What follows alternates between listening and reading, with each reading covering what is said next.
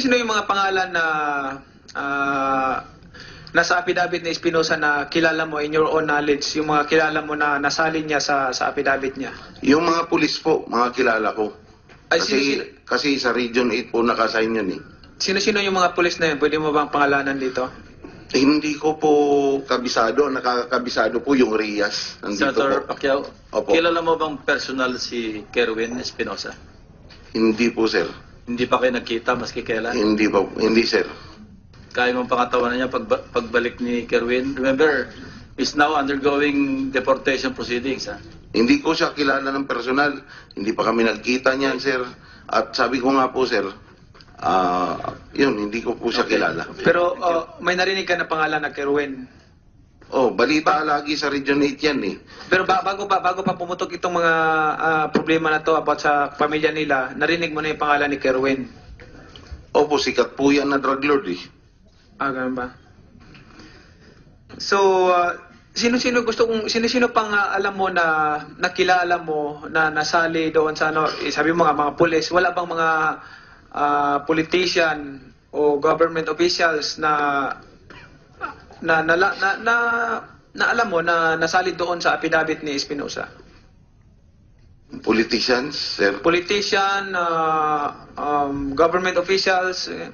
Hindi ko po, ang nakakabisado po sa mga politikong involved, si Major Espinido po. Kasi siya po ang person na nakakakita.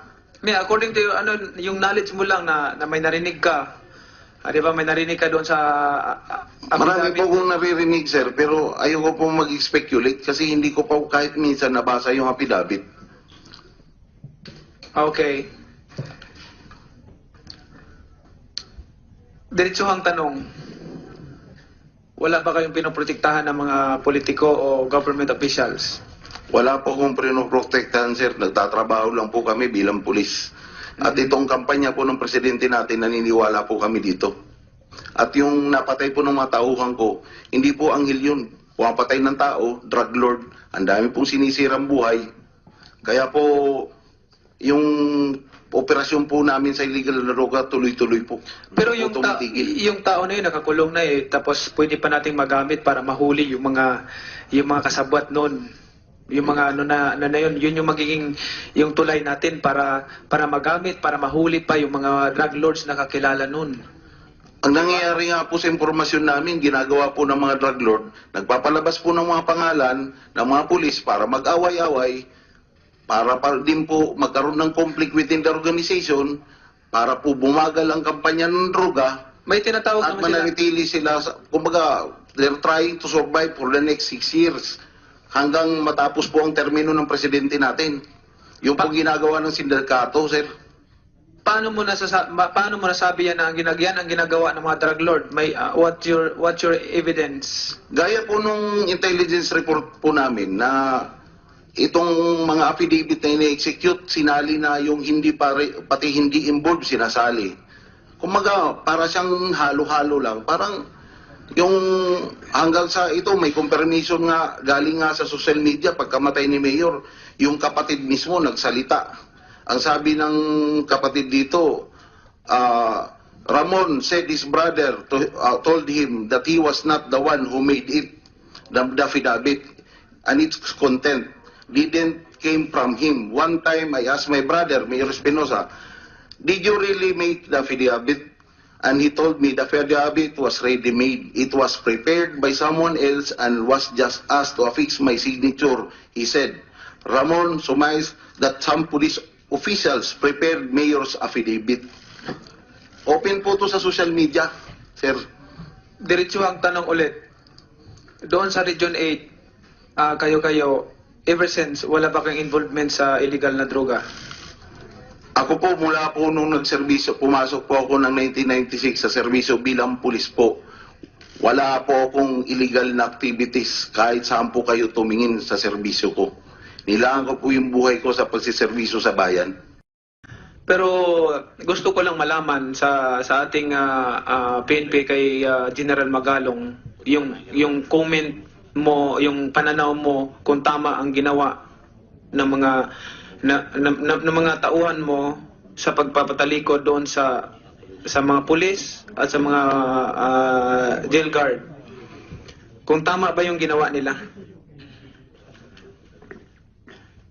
Mr. Chair, Your Honor, sa amin pong police operational procedure, when we are dealing with criminals, that is actually po yung tamang procedure. Let them face the wall. Yun po for criminals, but not for friendlies. But not for friendlies. But not the policemen. Hindi Opo. sa mga police, hindi sa mga jail guards. Opo, kasamahan po namin yung mga yan. Bakit naman po ganun ang trato namin sa kanila? Para bang, kung ako boxer ako, tapos yung kapwa ko boxer, ako, magsusuntukan kami. Hindi pwede yung patalikurin niya ako para magsusuntukan kami, pareho lang kami. Di ba? So, ang ibig ko sabihin, ginawa ko lang example yung sarili ko, pero hindi ko talaga maisip eh. Tataas na yung ko. Anyway, your time is up, Senator Pacquiao. Thank you, Mr. Chairman. Your name for the Sir, record. I'm Police Superintendent Jose Mel Bintamaca, sir. I'm the Regional Chief of Crime Lab 8, sir. Okay, go ahead. Sir, I would like to point out on that picture, you can see near his arm, there's a chalk mark. Just on the level of the slippers, between his arm and the slippers, there's a chalk mark. This one? No, the other picture, sir. This one? That one, sir. That is a SOCO processing mark, sir. That's a SOCO Processing mark. mark.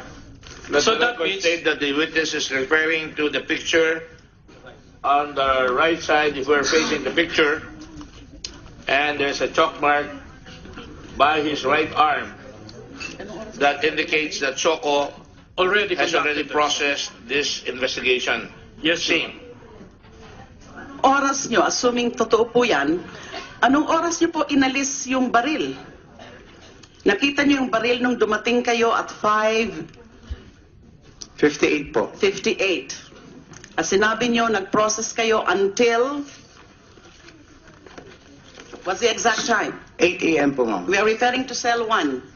Yes, ma'am. Excuse me, Senator.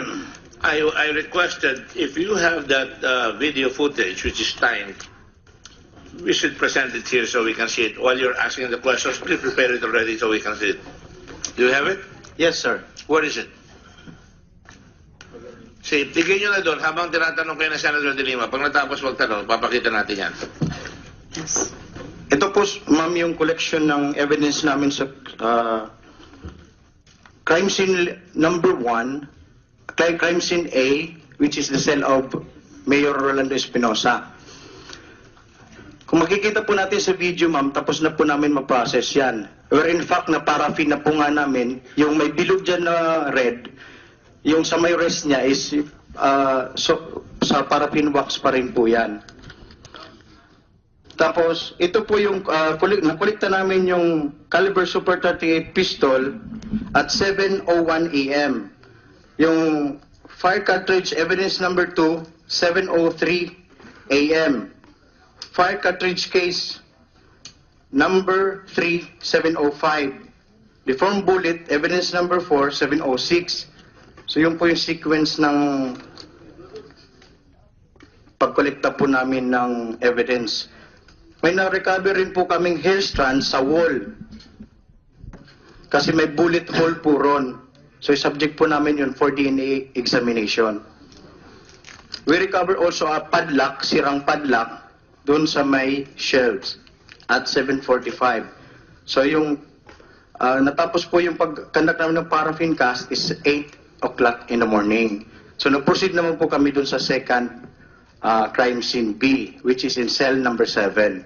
So, sino po ang umalis nung baril at anong oras po inalis itong baril? Yung baril po ay nakolekta po ng collector ko na kasamang ko sa SOCO, si P1 Bato po, Jerome Bato. Noong 7:01 in the morning. Yung pagkuha ng baril. Yes po, ma'am. So that was duly noted. Yes, ma'am. Lahat po ng, pag nag-process po yung crime lab, ma'am, ng SOCO, lahat po yung documented minamarkahan po namin sa on Nung site. nakuha nyo na po yung baril, na ganyan na nga ang itsura, nasa right side, nawala na yung baril, meron pa ba kayong mga ibang pinaprocess at that time? Wala na po ma'am kasi nakolekta na po namin yung mga pieces of evidence relative to Sigurado po kayo? Sigurado po kayo? Yes ma'am. Processing. Processing mark. Let So the that record means- state that the witness is referring to the picture on the right side if we're facing the picture, and there's a chalk mark by his right arm that indicates that SOCO Already has already conducted. processed this investigation. Yes, sir. Same. Oras nyo, assuming totoo po yan, anong oras nyo po inalis yung baril? Nakita nyo yung baril nung dumating kayo at 58 po. 5:58. At sinabi nyo, nag-process kayo until, what's the exact time? 8 a.m. po ma'am. We are referring to cell 1. Yes ma'am. Excuse me, Senator. I requested if you have that video footage which is timed, we should present it here so we can see it. While you're asking the questions, please prepare it already so we can see it. Do you have it? Yes sir. Where is it? See, tigil nyo na doon habang tinatanong kayo na Senator De Lima. Pag natapos magtanong, papakita natin yan. Yes. Ito po ma'am yung collection ng evidence namin sa crime scene number 1, crime scene A, which is the cell of Mayor Rolando Espinosa. Kung makikita po natin sa video ma'am, tapos na po namin ma-process yan. Where in fact, na paraffin na po nga namin, yung may bilog dyan na red, yung sa may rest niya is sa paraffin wax pa rin po yan. Tapos, ito po yung, nakulikta namin yung caliber Super 38 pistol at 7:01 a.m. Yung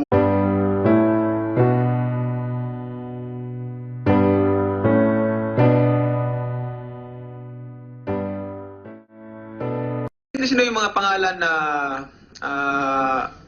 nasa affidavit ni Espinosa na kilala mo in your own knowledge, yung mga kilala mo na nasalin niya sa affidavit niya? Yung mga pulis po, mga kilala ko. Ay, Kasi sa Region 8 po nakasign yun eh. Sino-sino yung mga pulis na yun? Pwede mo bang pangalanan dito? Hindi ko po kabisado, nakakabisado po yung Rias. Nandito Senator po. Pacquiao, Opo. kilala mo bang personal si Kerwin Espinosa? Hindi po sir.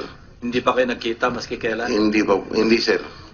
Kaya mong pangatawanan niya pagbalik ni Kerwin. Remember, is now undergoing deportation proceedings. Ha? Hindi ko siya kilala ng personal. Hindi pa kami nagkita niyan sir. At sabi ko nga po sir, yun, hindi ko po siya kilala. Pero may narinig ka na pangalan na Kerwin. Oh, balita lagi sa Region 8 yan eh. Pero bago pa pumutok itong mga problema na to about sa pamilya nila, narinig mo na yung pangalan ni Kerwin. Opo, sikat po yan na drug lord eh. Ganun ba? So, sino-sino pang alam mo na nakilala mo na nasali doon sa sabi mo nga mga pulis, wala bang mga politician o government officials na alam mo na nasali doon sa affidavit ni Espinosa? Politicians, sir. Politician, government officials. Hindi ko po, ang nakakabisado po sa mga politikong involved, si Major Espinosa.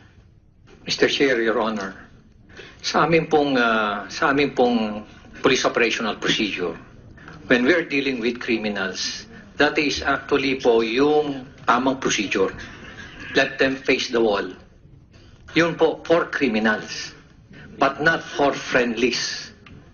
But not for friendlies. But not the policemen. Hindi Opo. sa mga police, hindi sa mga jail guards. Opo, kasamahan po namin yung mga yan. Bakit naman po ganun ang trato namin sa kanila? Para bang, kung ako, boxer ako, tapos yung kapwa ko boxer, ako, magsusuntukan kami. Hindi pwede yung patalikurin niya ako para magsusuntukan kami, pareho lang kami. Di ba? So, ang ibig ko sabihin, ginawa ko lang example yung sarili ko, pero hindi ko talaga maisip eh. Tataas na yung ko. Anyway, your time is up, Senator Pacquiao. Thank you, Mr. Chairman.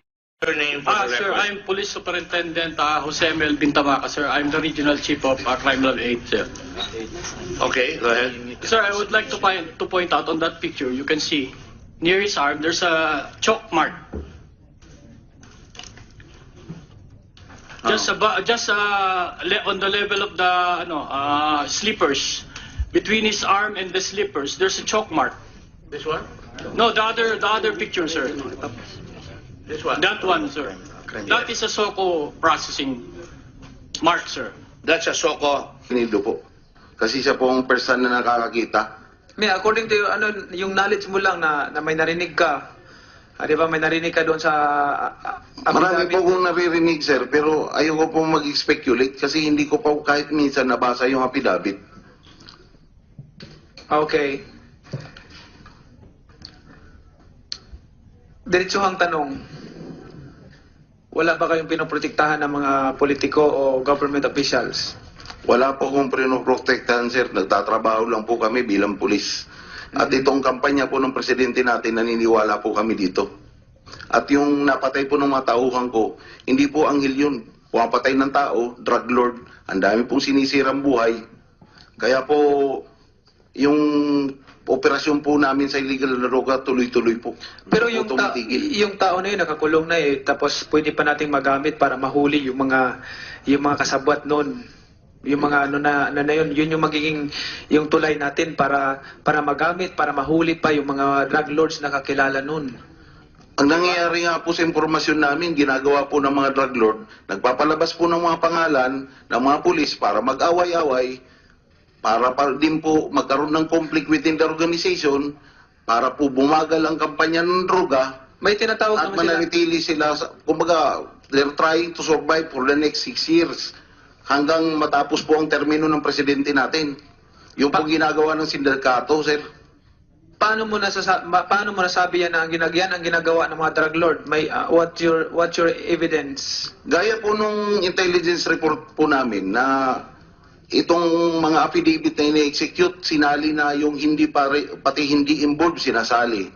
Kumaga, para siyang halo-halo lang. Parang yung hanggang sa ito, may confirmation nga, galing nga sa social media, pagkamatay ni Mayor, yung kapatid mismo nagsalita. Ang sabi ng kapatid dito, Ramon said his brother told him that he was not the one who made it, the affidavit, and its content didn't came from him. One time I asked my brother, Mayor Espinosa, did you really make the affidavit? And he told me the affidavit was ready-made. It was prepared by someone else and was just asked to affix my signature. He said, Ramon surmised that some police officials prepared Mayor's affidavit. Open po to sa social media, sir. Diretsuhang tanong ulit.